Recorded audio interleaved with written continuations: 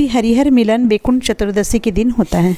वैकुंठ चतुर्दशी पर भगवान विष्णु और भगवान शिव की एक साथ पूजा की जाती है। इसी को हरिहर मिलन कहते हैं। वैकुंठ चतुर्दशी कार्तिक महीने की शुक्ल पक्ष की चतुर्दशी को मनाई जाती है। हर साल देव दिवाली के एक दिन पहले वैकुंठ चतुर्दशी मनाई जाती है। मान्यता है कि इस दिन भगवान शिव भगवान विष्णु को पृथ्वी का भार वापस सौंपते हैं। हरिहर हिंदू देवी देवताओं विष्णु और शिवजी हरि और हर का दोहरा प्रतिनिधित्व है। हरिहर को शंकर नारायण के नाम से भी जाना जाता है। इस दिन भगवान शिव को तुलसी की पत्तियां और भगवान विष्णु को बेलपत्र चढ़ाया जाता है। मान्यता है कि इस दिन पूजा करने से व्रती को स्वर्ग की प्राप्ति होती है। मान्यता है कि संसार के समस्त मांगलिक कार्य भगवान विष्णु के सानिध्य में ही होते हैं, लेकिन 4 महीने विष्णु भगवान के शयन काल में सृष्टि का कार्यभार भगवान शिव संभालते हैं। जब देवउठनी एकादशी के दिन भगवान विष्णु जाग जाते हैं तो उसके बाद से चतुर्दशी के दिन भगवान शिव उन्हें पुनः कार्यभार सौंपते हैं, इसलिए यह दिन उत्सवी माहौल में मनाया जाता है। एक बार नारद जी भगवान विष्णु से सरल भक्ति कर मुक्ति पा सकने का मार्ग पूछते हैं। नारद जी के कथन सुनकर से विष्णु जी कहते हैं कि हे नारद, कार्तिक शुक्ल पक्ष की चतुर्दशी को जो नर नारी व्रत का पालन करते हैं और श्रद्धा भक्ति से मेरी पूजा करते हैं, उनके लिए स्वर्ग के द्वार खुल जाते हैं।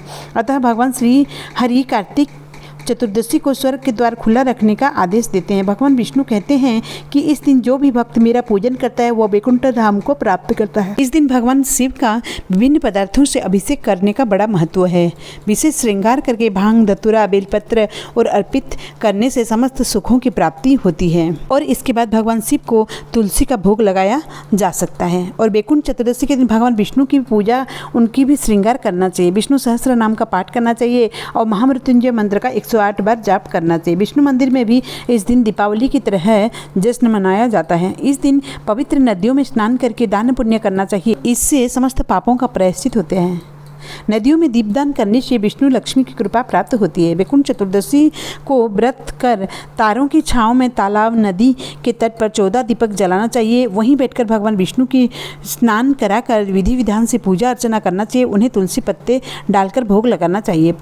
इस दिन स्नानादि से निवृत्त होकर व्रत करना चाहिए। शास्त्रों की मान्यता है कि जो 1000 कमल पुष्पों से भगवान श्री विष्णु का पूजन कर शिव की पूजा अर्चना करते हैं, वे बंधनों से मुक्त होकर वैकुंठ धाम को जाते हैं। भगवान शिव वैकुंठ चतुर्दशी को करोड़ों सूर्यों की कांति के समान वाला सुदर्शन चक्र विष्णु जी को प्रदान करते हैं।